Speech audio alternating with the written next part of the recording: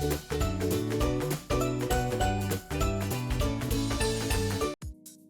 dostlar, tarixni öyrənini davam etəbiz. Bugün biz Gaz-A maşınası bilan tanışacaqbız.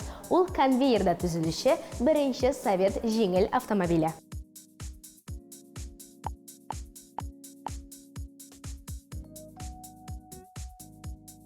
Gaz-A Gorki avtomobil zavodunda ham Moskvaning kiyim zavodunda yetishtiriladi. 1932 yılının 8 dekabrında birinchi iki mashina jiyila. Zavod konveyerindən borlig'i 41.917 mashina tushadi. Gaz-A avtomobili ko'proq armiyada ham shulay taksi bo'laraq qo'llaniladi. Bu avtomobil uzoq chiqarilmay 1936 yilda konveyerdan yangi model Gaz-M1 avtomobili olishtiradi. Muzeydagi bu mashina ko'p yillar Qozon uramlari bo'ylab yuri. 1971 yilda muzeyga o'zi keladi ham ekspozitsiyada mangilik to'xtalishga qo'yiladi.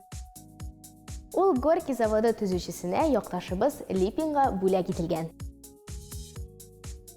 Bugungi kunda Tatariston Respublikasi Milliy muzeyi fondida 1934-35 yillarda chiqqan Gaz-A avtomobili saqlanadi. Do'stlar, sog' bo'ling'iz, tug'an yoq tarixini o'rganingiz, tanilgan shaxslarimizni bilasiz.